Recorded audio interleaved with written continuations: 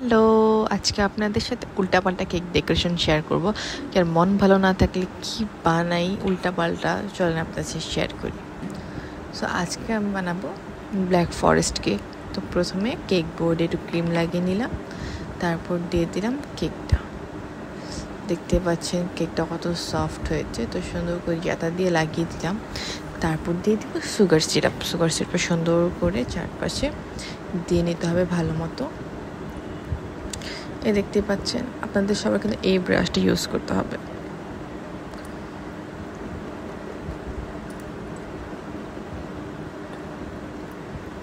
কেকের চারপাশে সুন্দর করে সিরাপ দিয়ে দিতে হবে ভালো মতো।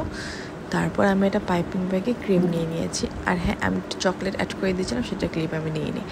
সবই এলোমেলো একটা ভিডিও, কোনোটার সাথে কোনোটার মিল নেই, তাও আপলোড করলাম। পাইপিং ব্যাগ দিয়ে ক্রিম দিলে আমার মনে হয় কেক পারফেক্টভাবে হয়, আর কোনো ঝামেলা হয় না।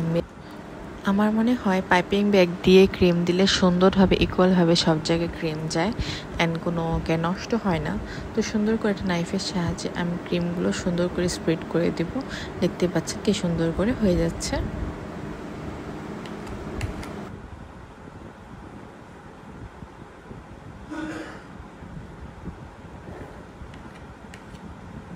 যেহেতু এটা ব্ল্যাক ফরেস্ট কেক, অবশ্যই এটার মধ্যে চেরি ফিলিং অ্যাড হবে।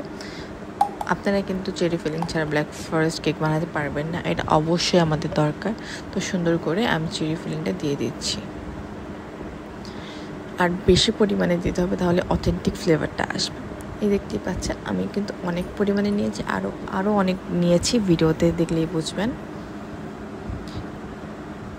সুন্দর করে স্প্রেড করে দিতে হবে।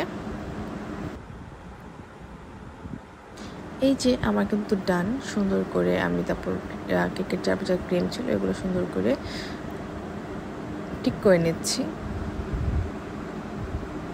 দেখতে কি সুন্দর লাগছে না? তারপরে দিয়ে দেবো আরেকটা লেয়ার কেকের।